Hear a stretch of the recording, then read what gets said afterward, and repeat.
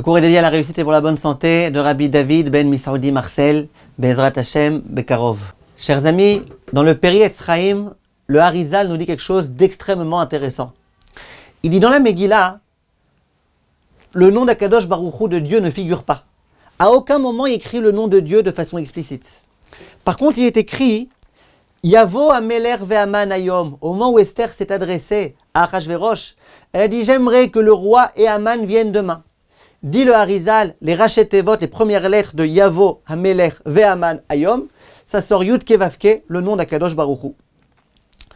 Au moment où Aman va se mettre en colère contre les Juifs, à cause de Mordechai qui ne voulait pas se prosterner devant lui, et donc là où tous les grands problèmes vont commencer, il est écrit Vechol ze enenu shoveli.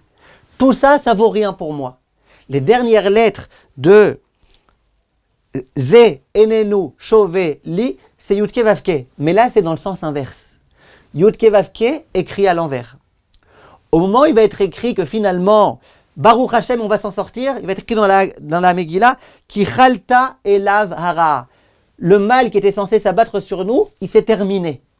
Et à nouveau, Yud Kevavke dans le bon ordre. Ki chalta, la dernière lettre de Ki chalta elav hara, c'est Yud Kevavke. Donc il y a des fois où Yud Kevavke est écrit dans le sens normal par allusion, des cas où il est écrit dans le sens inverse. Dis Rachamim, dit le Harizal, lorsque il est écrit Yud Kevavke, ça fait allusion à la miséricorde d'Akadosh Baruch Hu. Le nom d'Akadosh Baruch Hu, Yud Kevavke, c'est un nom de miséricorde. Lorsqu'il est écrit Yud Kevavke dans le bon ordre, ça veut dire que Akadosh Baruch Hu était avec nous, qu'il a fait preuve de miséricorde à notre égard. Et donc, on a l'impression qu'Hachem n'était pas là dans la Megillah. Bien sûr qu'il était là. Dans toute la Megillah, il était là. Yud Kevavke. Maintenant, au moment où Aman était énervé, ouais, ça va pas, machin, etc. On se dit, bon, à ce moment-là, alors Dieu n'était plus là. Dieu s'est absenté. Réponse non. Dieu était là, mais là dans le sens inverse. Là, c'était pas un moment où il y avait de la miséricorde. C'était plutôt un moment où il y avait un petit peu de din, un petit peu de rigueur à l'encontre du peuple d'Israël. Mais Dieu était aussi là. Dieu, il a été là dans toute la Megillah, du début jusqu'à la fin. Ça, c'est ce que le Harizal nous dit. La Megillat Esther, Megillah, ça vient du terme les galotes. Les galotes, c'est dévoiler. Esther, ça vient du terme être recouvert. Le but de la Megillah, c'est de dévoiler ce qui est recouvert. Dieu, il est recouvert dans la Megillah. On ne le voit pas très bien.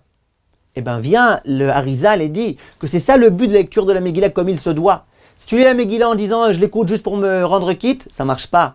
Il faut l'écouter en te disant « je viens me rendre quitte ». De quoi ? Du fait de voir Hachem dans tout ce qui se passe dans le monde, même dans les moments cachés, même dans les moments où la face d'Hachem est voilée, savoir que Hachem est présent avec nous et sans lui, on ne serait pas là au jour d'aujourd'hui. Kol tov, mes chers amis.